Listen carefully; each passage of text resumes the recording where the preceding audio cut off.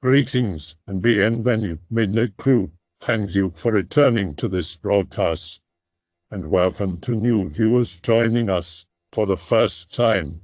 If you like a video, then feel free to subscribe. What is the most paranormal thing that ever happened to you, /x/? Every night, as soon as I would close my eyes, I would get this intense feeling that there was something at the bottom of my bed. Like the feeling that you're being watched or not alone. It would keep me up at night, and I would stack pillows around myself to discourage me from looking. I didn't tell anyone about it, I just thought it was in my own head and was very annoying because it had gone on night after night. This was not long after the death of my grandfather, who I never met and my mother had no relationship with because he was abusive. But when he died, she felt a lot of guilt that he died alone, and she never had one last conversation with him. She had started going to spiritualist churches, psychics, because of this, which I used to tell her was a scam, made-up nonsense, etc. Anyway, usually it was my dad or sisters that went with my mom to the spiritualist church, but they were busy working, so I went along with her one night. Some part of the way through it, the guy says, "I feel like there's someone here that's very skeptical of this, doesn't really believe in it." And he picks me out of the group. I just nod and say, yeah, I'm not sure. He then says, "Have you been getting the feeling there's been something at the bottom of your bed recently?" I was obviously pretty shocked. He said, "Don't worry, they're not bad spirits, they're good spirits. They just want you to acknowledge they're there." I left now convinced of the paranormal and that spirits are real. And when I got to bed that night, that feeling was gone and I slept just fine. I had an encounter with two ghosts one night while staying with my terminally ill father in the hospital. I was walking towards the exit of his room to use the built-in bathroom, when these two kids blasted down the hallway to the left outside the room. It was really sudden and almost made me piss myself. Once I was in the bathroom, it suddenly occurred to me that it was like 2 a.m. and there were no visitors allowed outside the rooms. My blood turned to ice as I also realized that there was nowhere for them to even go running that direction. Our room was at the end of the hallway with nothing except a window looking down from the 14th floor or whatever we were on. And that's it. I remember vividly a boy and a girl holding foil balloons. No idea how the image was so seared into my mind like a memory, since it was so brief and dark. Never experienced anything like this again. I don't really believe in the supernatural, and am pretty sure it's somehow just the human mind being wacky, but yeah, 100% happened. I grew up in a very strange situation and had lots of paranormal experiences. I didn't put the pieces together until I was in my 20s, and learned my mother frequently dabbled with the occult from her teenage years into her 40s when this happened. To this day, I don't think our house was haunted, but my mother was attracting things from a strange house on my street. Grew up in a small 3-bedroom ranch house, but had dreams about falling downstairs for as long as I can remember. Toys falling over, feelings of being watched at night, hearing sounds outside, etc. Pretty normal, spooky experiences were common. One day, this all changed in the summer when I was out in the garage watching my dad work on his car. I was about 6 or 7. Went back into my house to wash my hands, and the house was empty. Something that almost never happened with my brother, dogs, mom, and dad all living under one roof. As I'm heading to the bathroom next to my bedroom, I feel a chill run down my spine and feel an overwhelming urge to look to my left. In my bedroom behind my toy bin, there is a man in all black with black and white splotches on his face, tall enough to almost reach the ceiling. Almost 8-foot ceilings. I start screaming and running into the living room, and my dad rushes in asking what's wrong. I tell him there's a man in my bedroom, and he grabs me and rushes outside and locks me in the car before rushing inside. Seems like an eternity in the hot car before my dad finally emerges and tells me there was no one there. My father didn't dismiss what I said, and in retrospect, his reaction is very strange. He told me if I ever see something like that again to ask it firmly to leave. My dad would explain to me after another similar event the idea of ghosts and spirits in a very dumbed-down way, so I could understand. And I started to take an interest in paranormal things and became very interested in a house in my neighborhood. For as long as I was old enough to ride my bike around with my friends, we were all creeped out by this house in our neighborhood. Not only was it unusually unkempt, but it was the only multi-level in the neighborhood, and also the only one with a connected garage. It was built at the same type as the other, 60s. but looked like it was dropped in between the other houses from another neighborhood or time period.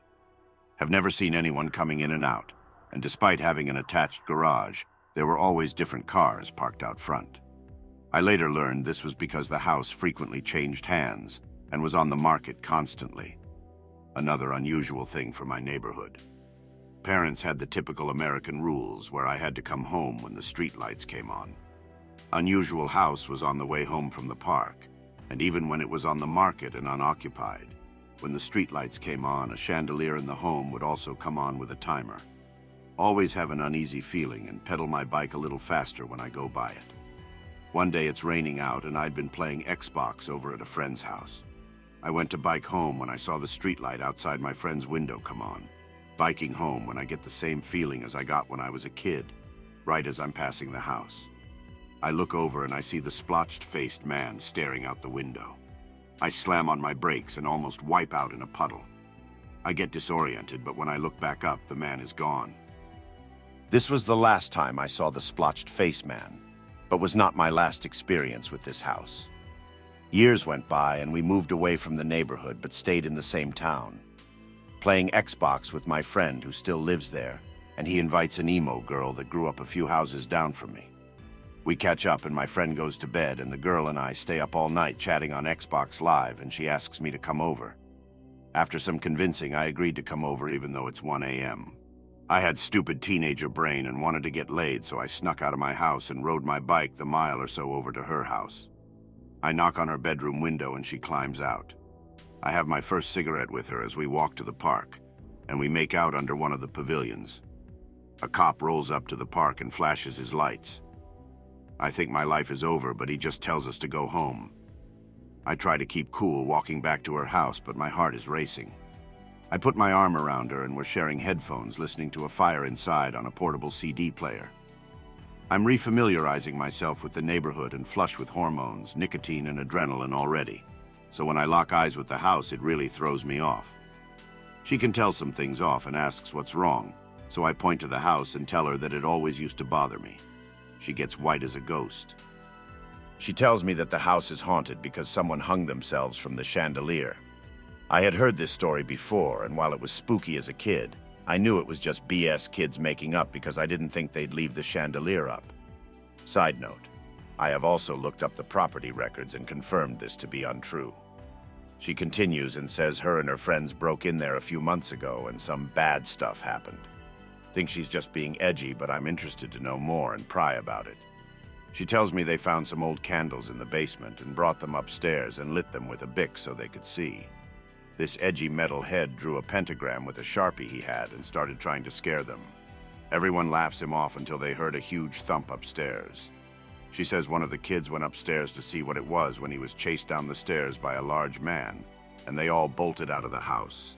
The man screamed at them and went on about going to kill them and all kinds of horrible shit. I asked her if he had the black and white splotches on his face. I tell her the story I told you guys, and she looks at me like I'm crazy despite her lying about the self-termination and the story she just told me. She dismisses my prying and assures me it was a homeless man. Energy of the night has completely shifted from teenage hijinks to heavy and somber by the time we get to her house. We exchange goodbyes and agree to see each other again. We never did. And I pick up my bike and start pedaling home. Out of curiosity, I swing back to ride past the house. I stop out across the street and the same chandelier is on like always. The mood of the night is unreal. I think it's the first time I've ever been out this late, and I've got so much running through my head I kind of just sit and ruminate over everything.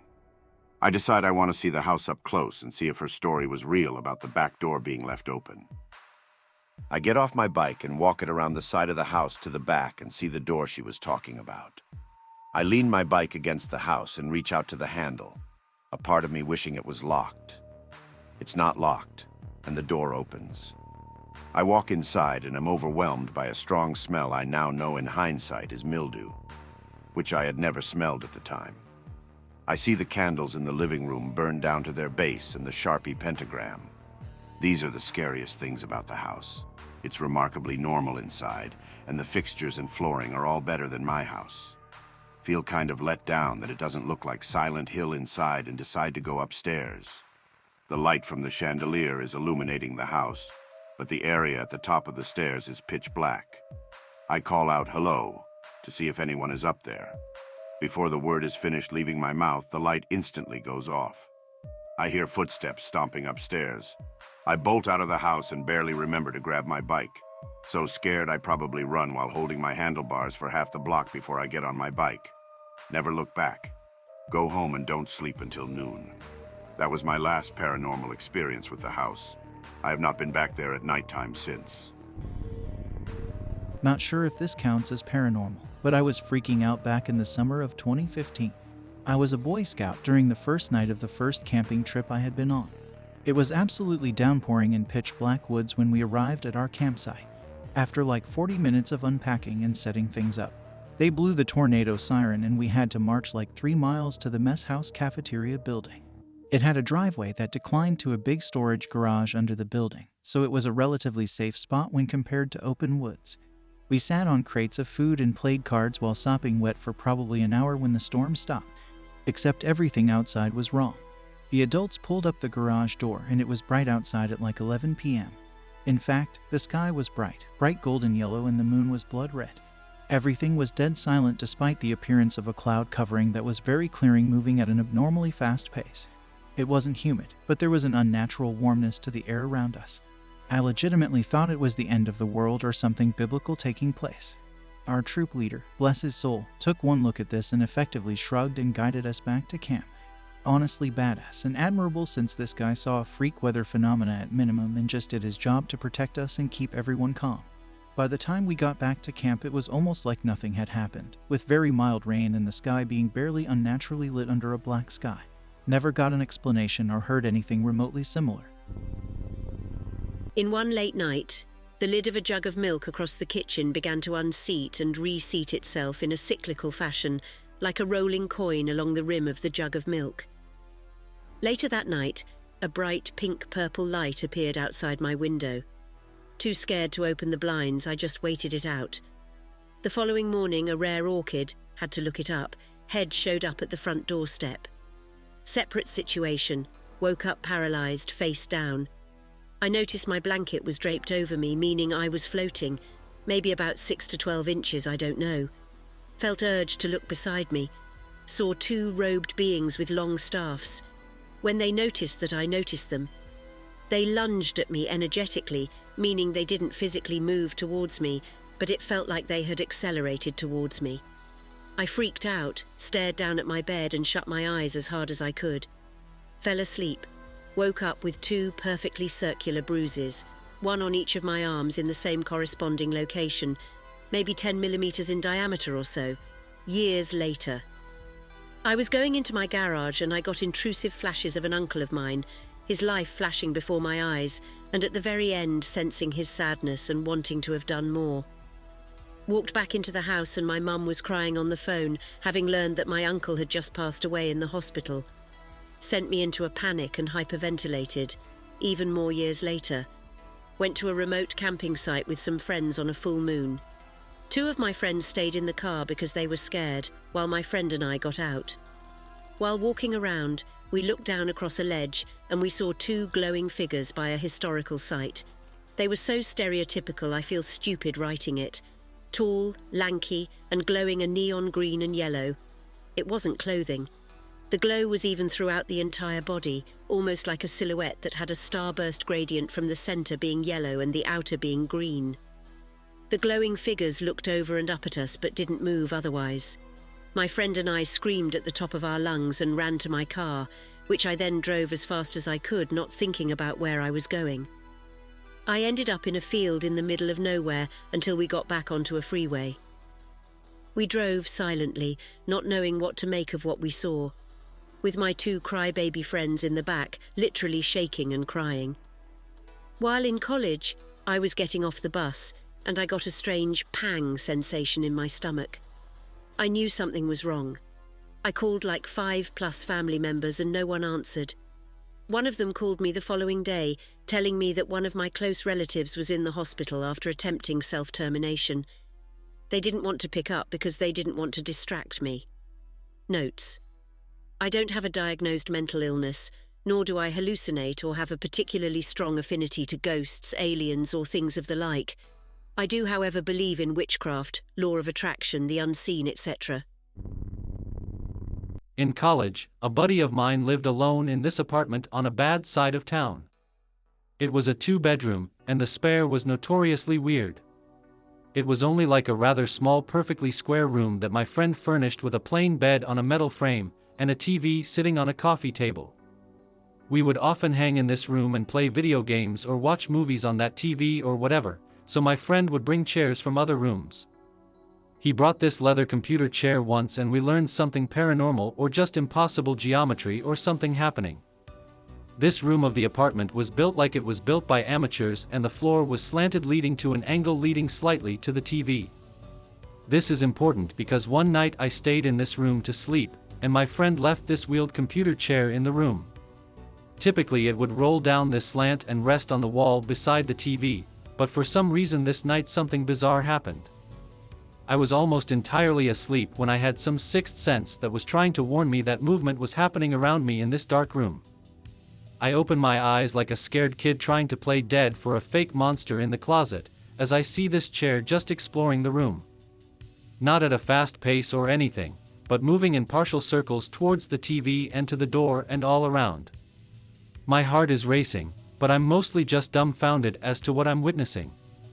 My grand plan is to just shut my eyes and let it play out when suddenly the bed is hit by a force. The chair has traveled fully up against the decline towards the TV to hit the side of the bed. I shoot my eyes open and still just see an empty chair facing me, when it exerts enough force to push the damn bed against the wall. It was only like 3 centimeters away, but still. At this point I just shot out of bed and left without looking back, lol. I called my roommate to come pick me up and got the hell out. Have a bad run-in with the government and strange shit starts happening.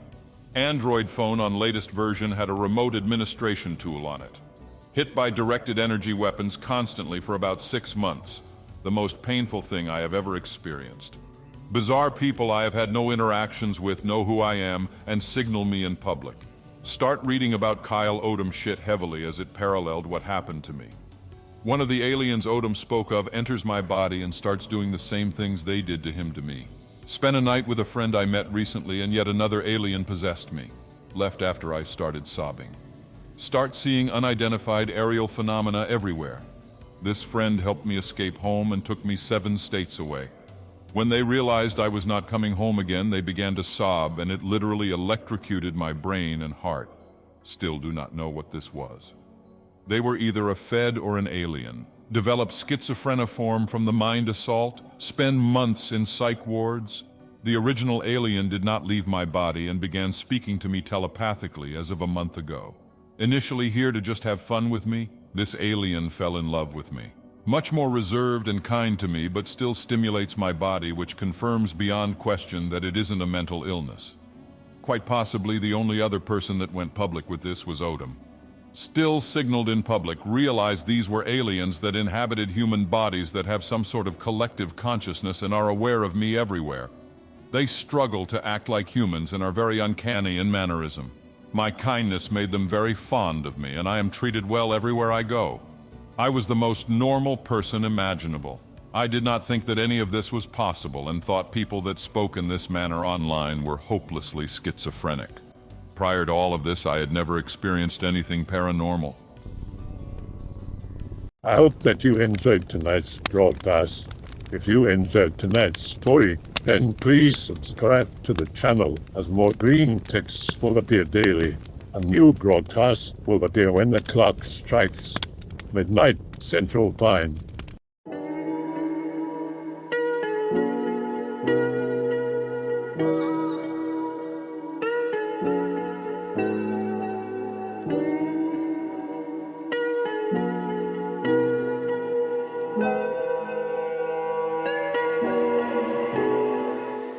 Remember to check out the Odyssey page in the description for a second archive of the channel's videos. There's also a Rumble archive as a backup.